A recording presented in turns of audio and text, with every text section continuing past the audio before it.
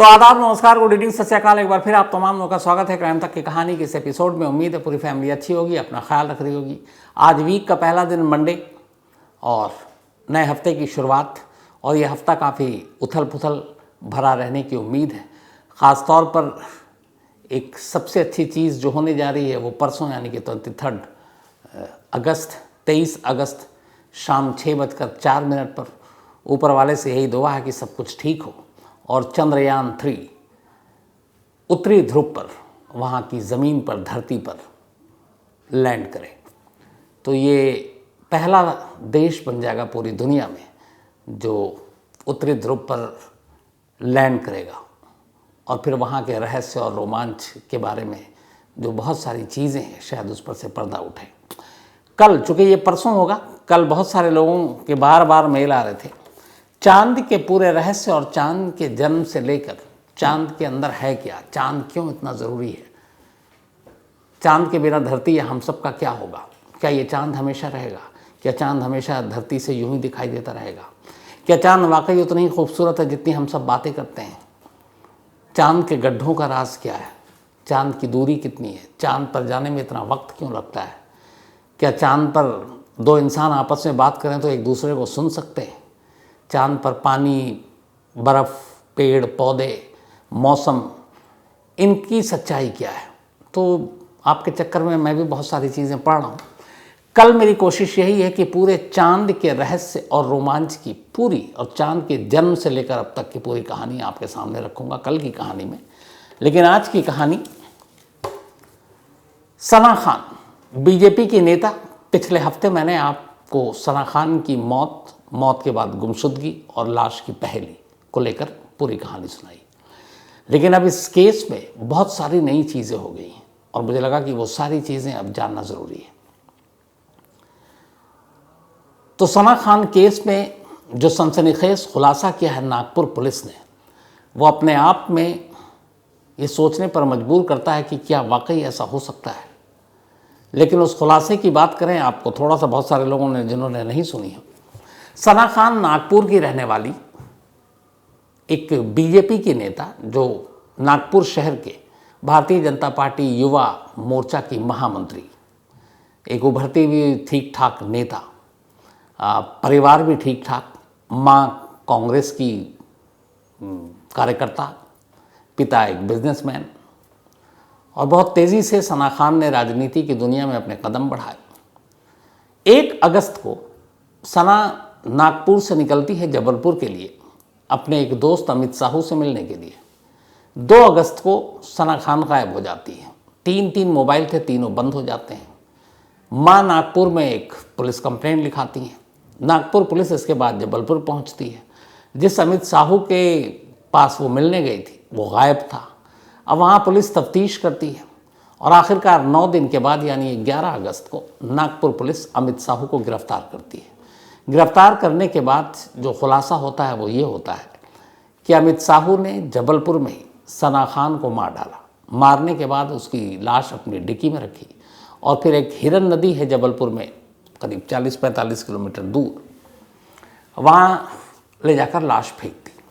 जिस दिन ये सब कुछ किया, 2 अगस्त को, उस दिन जबलपुर में तेज़ बारिश हो रही थी, पानी का बहाव तेज़ था, नदी उफान पर थी, तो लाश अब तक नहीं मिली है। यानी 2 अगस्त को सना खान की लाश को पानी में डाल दिया गया था और आज 21 है, 19 दिन हो गए। जैसे जैसे दिन बीत रहे हैं उसके बाद लाश मिलने की उम्मीद भी कम होती जा रही है। लेकिन क्या सचमुच अमित साहू ने सना का कत्ल करके लाश उसी नदी में फेंक दी, या फिर कहानी कुछ और है?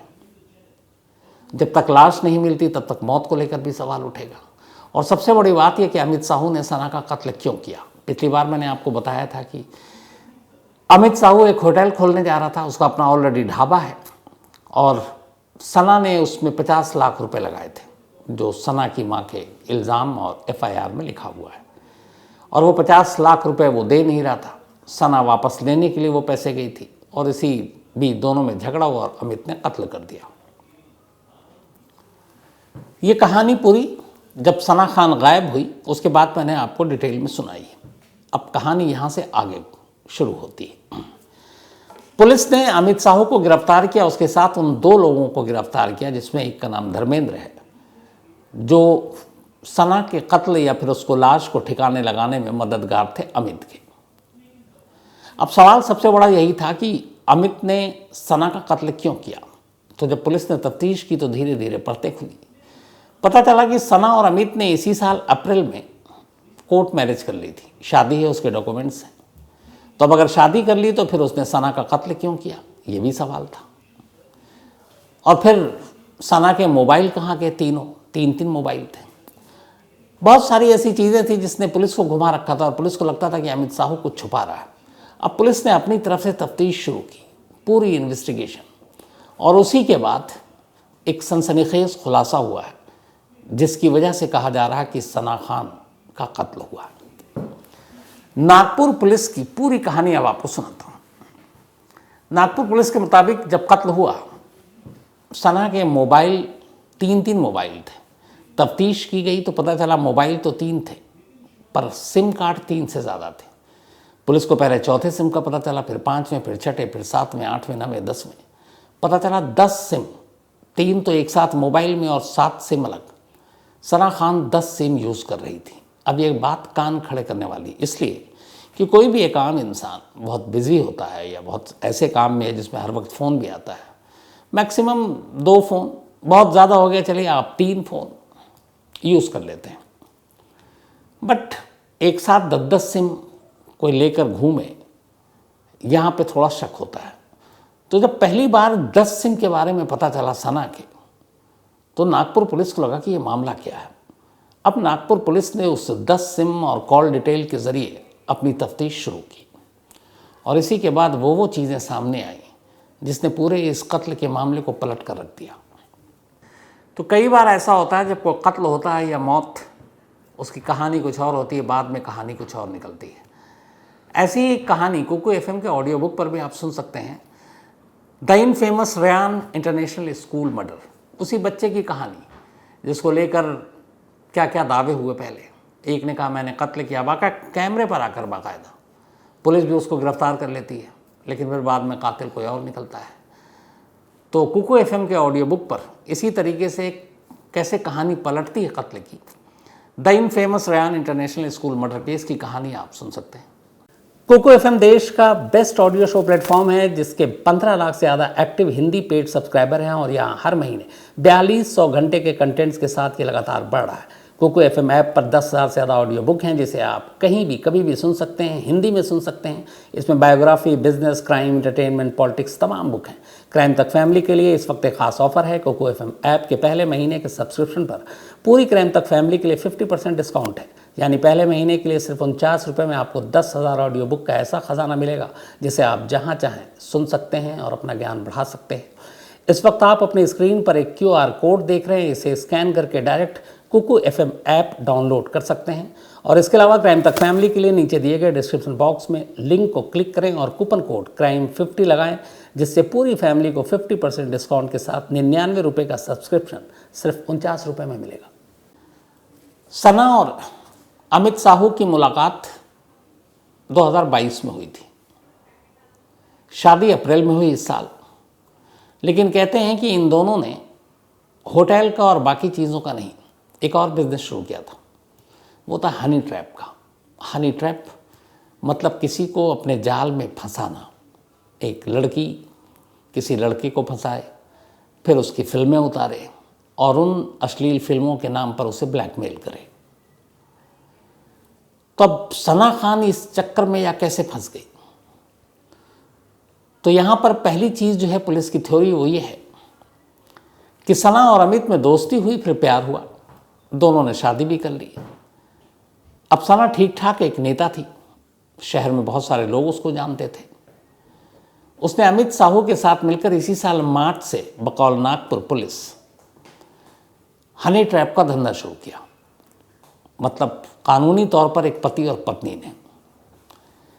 इन्होंने जबलपुर में एक पॉश इलाके में एक किराए पे फ्लैट लिया और अमित साहू ये करता कि वो बड़े बड़े लोगों को, ख़ास तौर पर गुजरात, महाराष्ट्र, यूपी, ऐसे स्टेट्स के जो बड़े होते हैं, कुछ नेता हों, कुछ बिजनेसमैन हों, ऐसे लोगों को वो कांटेक्ट करता और फिर उनको बुलाता जबलपुर या किसी और शहर में, और वहाँ सारा सेटअप पहले से मौजूद होता।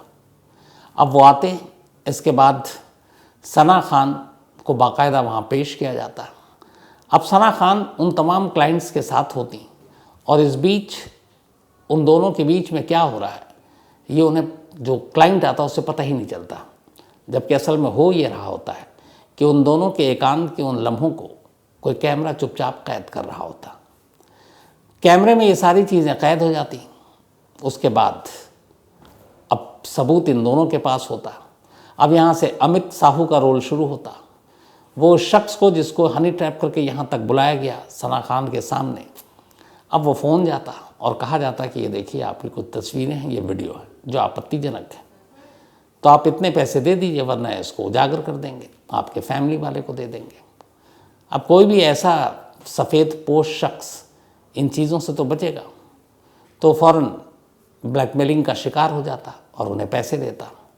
इस तरह एक एक कर नागपुर पुलिस के हिसाब से इन दोनों ने बहुत सारे लोगों को अपनी जाल में फंसाया और उनको ब्लैकमेल करके बकौल पुलिस करोड़ों रुपए कमाए। और ये सब कुछ ठीक चल रहा था। इस पैसे से इन लोगों ने बहुत सारी प्रॉपर्टी खरीदी। लेकिन फिर सवाल ये है कि सना खान का कत्ल क्यों, जब ये सब कुछ ठीक चल रहा था। मार्च से ये बिज़नेस शुरू किया हनी ट्रैपिंग का, अप्रैल में शादी की और फिर अप्रैल के बाद मई, जून, जुलाई, चौथे महीने अगस्त में 2 अगस्त को कत्ल। तो ऐसा क्या हुआ? अब पुलिस इस सवाल के जवाब जानने के लिए अमित साहू को ढूंढ रही, क्योंकि सना तो है नहीं और बकौल अमित साहू सना का कत्ल हो चुका है। लेकिन सना के तीनों मोबाइल सिम समेत गायब हैं। अब पुलिस को लग रहा है कि अगर कत्ल किया है तो उस मोबाइल के अंदर सारे सबूत हैं। उस मोबाइल में एक तरह से समझें तो वो बॉम्ब है, क्योंकि पुलिस को लगता है अब तक की तफ्तीश के हिसाब से कि दर्जनों या हो सकता है 40-50 से भी ज़्यादा बड़े बड़े सफ़ेद पोश उस मोबाइल में बंद हैं। उनकी तस्वीरें बंद हैं, उनके वीडियो हैं उसमें, और अगर ये चीज़ें सामने आ गई तो ना मालूम क्या होगा। तो इसीलिए पुलिस की कोशिश ये है कि उस मोबाइल और उसके अंदर जो सारी चीज़ें हैं, इस हनी ट्रैप के सबूत हैं, उसको वो ढूंढे। और इसके लिए अमित साहू से लगातार पूछताछ हो रही है। लेकिन अमित साहू यही कह रहा है कि उसने लाश के साथ साथ सना के वो मोबाइल भी उसी हिरन नदी में फेंक दिए। लेकिन अब उसके इस बात पर कितना भरोसा किया जाए, इसलिए क्योंकि पुलिस को ये मालूम है कि अगर वो सबूत उसके पास हैं कहीं, उसने सेफ कहीं रख दिया है, तो ब्लैकमेलिंग का खेल ये चलता रहेगा। बेशक अमित साहू सना खान के कत्ल के इल्ज़ाम में पुलिस की हिरासत में या जेल में हो, जो उसके गैंग के बाकी लोग हैं या कुछ ख़ास लोग हैं, वो उस तस्वीरों और वीडियो के ज़रिए अपने शिकार को लगातार ब्लैकमेल करते रहेंगे। तो पहला ये कि वो कहाँ है, और अमित साहू शायद इन मोबाइल और सबूत को लेकर झूठ बोल रहा है। और अगर उस मोबाइल में ही नहीं और भी सना के मोबाइल के अलावा अमित साहू और बाकी लोगों के पास भी होगा, कुछ सबूत पुलिस के हाथ तो लग चुके हैं, मोबाइल और इसके ज़रिए ऐसी तस्वीरें, जिसके बाद फिर नागपुर पुलिस ने ऑफिशियली प्रेस कॉन्फ्रेंस करके कहा कि ये हनी ट्रैपिंग के मामला है दोनों का। तो उसको कोशिश ढूंढ रही है। इस बीच जब इस लाइन पे पुलिस की जांच शुरू हुई, क्योंकि अभी तक ये था कि सना खान एक बीजेपी के नेता और वो गायब है और अमित साहू ने उसका कत्ल किया है, तो बहुत सारे लोगों में नाराज़गी, गुस्सा भी था। लेकिन जब जांच के दौरान पुलिस को इस हनी ट्रैप वाली बात सामने आई और ये लगा कि इसमें सना खान भी इन्वॉल्व है, तो अब सना खान के परिवार को भी सामने आना था। सना खान की माँ ने इसके बाद पुलिस में एक शिकायत दी और उन्होंने कहा है, पहले उन्होंने ये परिवार की तरफ से नहीं आया था, कि सना खान को दरअसल पहले अमित साहू ने ब्लैकमेल किया। उसकी कुछ तस्वीरें और वीडियो उसने हासिल कर ली और उसके बाद ब्लैकमेल करने के बाद सना खान को फिर उसने जबरन ब्लैकमेल करते हुए कि तुम्हारी ये तस्वीरें सोशल मीडिया पर, ये पब्लिक प्लेटफॉर्म पर ले आएंगे, उसने सना खान को जबरन दूसरे लोगों के सामने भेजना शुरू किया और वो उसको एक तरह से ब्लैकमेल करके इस हनी ट्रैप के धंधे में लाया। तो ये अब फैमिली का है। इधर पुलिस का कहना है कि जो अभी तक उसको सबूत मिले हैं उसमें ये है कि अमित साहू और सना दोनों मिलकर शायद इस पूरे रैकेट को चला रहे थे। अब ये तो हो गया पूरे रैकेट की बात। अब इन सब के बाद जो सवाल एक और जिसने जन्म लिया है वो ये है कि क्या सचमुच सना का कत्ल हो चुका है। वजह यह है कि जब पुलिस से ये ऑफ द रिकॉर्ड पूछा गया तो यह है कि देखिए हमारे पास सबूत तो है नहीं। एक नौकर जो ढाबा है जो अमित साहू का, उसने कहा था कि कार की डिक्की में ब्लड था और डिक्की को पानी से साफ़ कर दिया गया था, तो वो खून के निशान भी चले गए। हालांकि फिर भी उसकी फॉरेंसिक जांच की गई है, क्योंकि फिर भी कुछ ना कुछ निशान तो रह जाते हैं। तो लाश मिली नहीं है, 19 दिन हो चुके हैं और पानी के बहाव को देखते हुए पहले ही हाथ पाँव खड़े कर रखे हैं पुलिस ने, जबलपुर पुलिस ने भी, नागपुर पुलिस ने भी, कि मीलों बहती हुई इस हिरन नदी से इस लाश का मिलना और 19 दिन के बाद पता नहीं जानवर और बहुत सारी चीज़ें होती हैं तो मिलने की उम्मीद कम है, तो लाश मिलेगी नहीं। तो लाश मिलेगी नहीं तो फिर सना खान की मौत एक पहेली बनी रहेगी। तो अब यहाँ पे पुलिस शक भी कर रही है कि साजिश का हिस्सा भी हो सकता है कि सना को गायब कर दिया, कुछ ऐसी चीज़ें शायद खुलने वाली हों या खुल रही हों और इसलिए ये दोनों मिलकर झूठ बोल रहे हैं। तो इससे इनकार भी नहीं किया जा सकता। तो पुलिस उस पहलू से भी मामले की जांच कर रही है। अब सवाल यहाँ पे ये भी आ रहा है कि पुलिस अमित साहू को लेकर कुछ ज़्यादा ही उसके मन में सवाल है। पुलिस का मानना है कि अभी तक की पूछताछ में अमित साहू पूरी तरह से कोऑपरेट नहीं कर रहा है और वो इस मामले में लगातार गुमराह कर रहा है, झूठ बोल रहा है। पुलिस उससे उसके सारे क्लाइंट्स जो भी अब तक जिनको ब्लैकमेल किया गया, जो हमारी खबर है वो ये है कि ऐसे कुछ लोगों के बारे में पता चला है और पुलिस उनसे कांटेक्ट भी कर रही है ताकि ये कंफर्म किया जा सके कि इन लोगों को जबलपुर के उस अपार्टमेंट या उस फ्लैट में या और कहीं कहाँ कहाँ बुलाया गया, कहाँ कहाँ वो मिले, तो उससे भी इस केस को आगे ले जाने में मदद मिलेगी। लेकिन कुल मिलाकर जिस तरीके से नागपुर पुलिस ने यह खुलासा किया है, उसने इस पूरे केस को एक दूसरा रुख दे दिया है और वो रुख ये है कि अब तक सना खान के कत्ल के लिए अमित साहू को जिम्मेदार मानकर और इस कत्ल की जांच हो रही थी, लेकिन अब कहानी पलट गई है और कहानी ये है कि ये एक सिंपल और सीधा साधा मर्डर केस नहीं है, बल्कि ये एक बड़े हनी ट्रैप के रैकेट से जुड़ा हुआ केस है। और इसमें सबसे बड़ा यही है जो पुलिस को सुलझाना है, अगर वो मान कर चलती है कि सना खान का कत्ल हो चुका है, कि अमित साहू ने सना को फिर मारा क्यों। तो रिकॉर्ड पर तो कुछ नहीं, लेकिन जो ऑफ द रिकॉर्ड है पुलिस का कहना है कि चूँकि इस हनी ट्रैप के ज़रिए बहुत पैसे कमाए गए, बहुत सारे ऐसे ऐसे लोग थे जिन्होंने बहुत पैसे दिए, करोड़ों रुपए की बात हो रही है, तो ये पैसों का झगड़ा होगा। पैसे जो है अमित साहू चूँकि वसूलता था, एक हिस्सा बाकी लोगों में हिस्सा जाता था, तो पैसे वो दे नहीं रहा था और पैसों को लेकर अमित साहू और सना में लगातार झगड़ा हो रहा था। तो उन पैसों को हड़पने के लिए बहुत मुमकिन है कि अमित साहू ने सना को किनारे कर दिया। अब इसमें क्या है सच्चाई, ये आने वाले तफ्तीश के बाद पता चलेगा, क्योंकि अभी ये तफ्तीश जारी है, इन्वेस्टिगेशन जारी है और पुलिस जब पूरी इस इन्वेस्टिगेशन को अपनी कंप्लीट कर लेगी तो फिर जो कहानी आएगी वो पूरी तरह से साफ आएगी। लेकिन अभी तो ये है कि एक और पहलू ये है कि 19 दिन बाद उम्मीद नहीं है, लेकिन फिर भी हिरन नदी के इर्द गिर्द आगे तक पुलिस सना की लाश को ढूंढ रही है। बल्कि इस दौरान में जब जब जहाँ जहाँ किसी लावारिश लड़की की लाश की खबर मिलती है किसी भी थाने में, तो पुलिस की टीम वहाँ पहुँच जाती है कि कहीं ये सना की लाश तो नहीं। एक हरदा के पास, हरदा ज़िले में, एमपी में ही एक कुएं से एक लाश मिली थी। हालांकि उस लाश को सना के भाई ने देखा और इनकार कर दिया। उसके डीएनए की फिर भी पुलिस ने कोई रिस्क नहीं लिया और डीएनए जांच के लिए सैंपल भेज दिया गया ताकि सना की फैमिली से मैच कराएं। लेकिन उम्मीद कम है कि वो सना की लाश होगी, पर डीएनए के बाद ही ये पुख्ता तौर पर कहा जा सकता है। तो जांच जारी है, जो जो लाश मिल रही है उसको भी पुलिस इस जांच में शामिल कर रही है कि वो लाश उसकी तो नहीं है। तलाश भी जारी है लाश की और इस केस की भी उन लोगों के ज़रिए जिनको अब तक हनी ट्रैप का शिकार बनाया गया। तो आगे इसमें जो भी अपडेट आएगी इस कहानी में वो मैं आपको ज़रूर बताऊँगा। तो कहानी में फ़िलहाल इतना ही, लेकिन कहानी ख़त्म करूँ उससे पहले वही अपना सिलसिला। आज सुचित्रा चांगारे जी का जन्मदिन है, तो हैप्पी बर्थडे सुचित्रा। और ये अनीता चांगारे इनकी बिटिया हैं। साथ ही रमेश यादव साहब का भी आज जन्मदिन है, तो हैप्पी बर्थडे रमेश। और ये बलदेव सिंह उनके बेटे हैं, बल्कि इनका कल था, belated happy birthday. Rohan Bose, Rohan का भी आज जन्मदिन है, हैप्पी बर्थडे रोहन। और ये प्रिया बोस के बेटे हैं। और साथ ही लालतू बोस इनके जो हस्बैंड हैं, कल इनका बर्थडे है। तो प्रिया जी और एडवांस में ही आपके हस्बैंड लालतू बोस को भी हैप्पी बर्थडे। सुप्रिया जोशी, इनका भी जन्मदिन है, तो हैप्पी बर्थडे सुप्रिया। और ये उपेंद्र जोशी जी की पत्नी है। इसके अलावा ज़ुबैर शाहिद, बल्कि ज़ुबैर शेख, इनका भी जन्मदिन है, तो हैप्पी बर्थडे ज़ुबैर। और साथ में सर शाम शिंदे, ये ज़ुबैर साहब के शायद टीचर हैं तो या बॉस हैं जो भी, तो ज़ुबैर और शाम शिंदे दोनों को, आप दोनों को जन्मदिन की बहुत बहुत बधाई, मुबारक। जसप्रीत कौर का भी बर्थडे है, तो हैप्पी बर्थडे जसप्रीत। और ये भेजा है श्रीनिवास बिश्नोई ने। कनक जायसवाल, इनका भी जन्मदिन है, तो हैप्पी बर्थडे कनक। और सुधीर कुमार ने भेजा है। पूजा शर्मा, इनका भी बर्थडे है, तो हैप्पी बर्थडे पूजा, बल्कि 19 को था, तो बिलेटेड हैप्पी बर्थडे पूजा जी। और ये मुक्तेश्वर शर्मा ने भेजा, उनकी वाइफ हैं।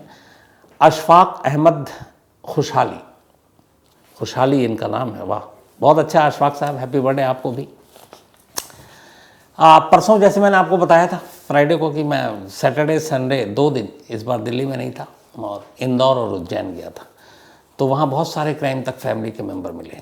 ख़ास तौर पर इंदौर में एक बहुत मशहूर जगह मुझे बताया गया, तो वहाँ गया। हालांकि मैं पहले जा चुका हूँ, उस जगह पर पहली बार गया। सराफा बाज़ार, जो रात 10 बजे से देर रात तक, और वहाँ सिर्फ खाने पीने की चीज़ें मिलती हैं। और वाकई वहाँ कहते हैं कि सिर्फ आप चख सकते हैं, खा नहीं सकते। तो वहाँ पे भी बहुत सारे क्राइम तक फैमिली के मेंबर मिले और बहुत सारे लोग मिले। और थैंक यू सो मच इतने प्यार के लिए। वहाँ के अपने जर्नलिस्ट एसोसिएशन का एक फंक्शन भी था। धर्मेंद्र शुक्ला जी, धर्मेंद्र शर्मा जी, सुनील जोशी जी, माय डियर भाई दोस्त, लोकेंद्र सिंह जी, और इसके अलावा इन लोगों ने जिस तरीके से वहाँ मेहमान नवाजी की, वाकई थैंक यू सो मच। और एक हमें मिले उज्जैन में दिलीप शर्मा, ये अपने एमपी पुलिस से हैं। और दिलीप शर्मा ने वहाँ पे जो मदद की और जिस तरीके से उन्होंने फिर बातचीत में बताया कि कहानी सुनकर इन्हें नींद आती है, तो thank you so much Dilip.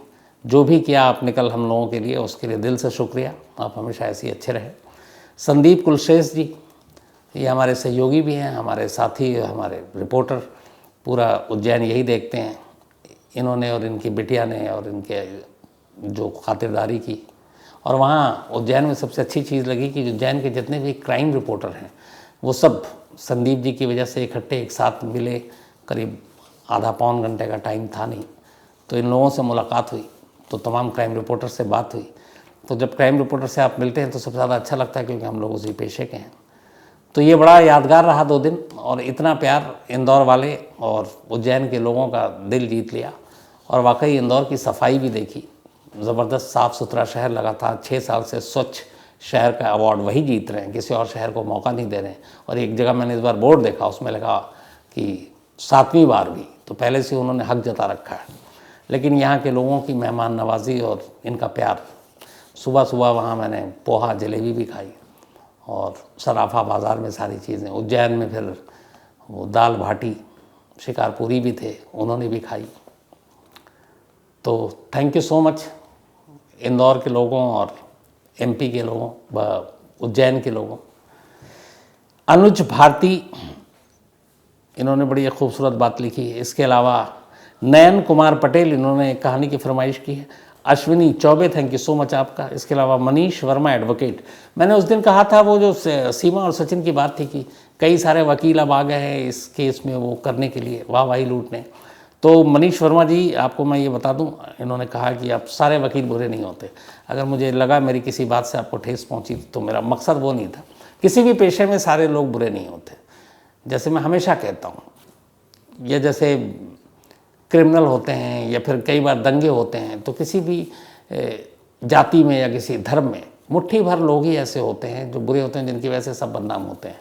तो जैसे अभी हाल में ये लॉरेंस बिश्नोई वाली बात ले लीजिए, तो बहुत सारे बिश्नोई भाइयों को आ गया कि सर आप बिश्नोई उसको मत बोलिए, हम लोग उसके जैसे नहीं हैं। तो मैं हमेशा मानता हूँ, फिर भी अगर आपको ये लगता है कि पूरे वकील भाइयों को के बारे में मैंने ऐसा कहा, तो ऐसा नहीं, कुछ लोगों के बारे में ज़रूर कहा, लेकिन फिर भी ठेस पहुँची तो दिल से माफ़ी। और मेरा मानना है कि कोई भी किसी भी पेशे में, जर्नलिस्ट को ही ले लीजिए, ऐसा नहीं है कि सारे ही अच्छे अच्छे होते हैं, बुरे भी होते हैं, तो हर पेशे में ये होता है। लेकिन फिर भी आप लोग फैमिली मेम्बर हैं, तो जब भी कोई बात बुरी लगे सीधे बताया कीजिए। और जब भी ऐसी कोई बात होती है तो मैं वाकई दिल से अफसोस भी जताता हूँ और माफ़ी भी मांगने में मुझे कोई शर्म नहीं आती। तो आज कहानी में इतना ही। अब आपसे मुलाकात होगी कल रात 9 बजे। कोशिश वही है कि पूरी चांद की कहानी, जैसा मैंने आपको कहा, बड़ी इंटरेस्टिंग है चांद के बारे में जानना। जैसे मैं कहानी ख़त्म करूँ उससे पहले यही चीज़ आप सोचते रहिएगा। बहुत सारे लोग, कई बार ऐसा होता है कि हमें लगता है हम सब जानते हैं। अब किसी से पूछे यार ये पंखा है कैसे हवा देती, या ये बल्ब है क्यों रोशनी दे रही है, तो फिर हमें लगता है कि अच्छा हाँ, फिर अटक जाते हैं। तो वैसे ही एक सवाल है कि चांद है क्या। अब आप सोचिए, हम सब जानते हैं चांद क्या है, लेकिन जब जवाब देने की बारी आती है कि अच्छा यार चांद है क्या, क्या बोलूँ, तो कल मिलेंगे आपको इसी सवाल के साथ। छोड़कर जा रहा हूँ कि चांद है क्या, सोचिएगा ज़रूर। तो कहानी में इतना ही, लेकिन एक बार फिर आपको याद दिला दूं कि कुकू FM ऐप पर क्राइम तक फैमिली मेंबर्स के लिए खास ऑफर है। क्राइम 50 कूपन है, डिस्क्रिप्शन में लिंक है, यहाँ आप जाएं और 99 रुपीज़ का सब्सक्रिप्शन 49 रुपीज़ में पहले मंथ के लिए पाएं और कुकू FM के मज़े लें। कल चांद की कहानी के साथ रात 9 बजे फिर से हाजिर होऊंगा। तब तक अपना ख्याल रखिएगा। Thank you very much.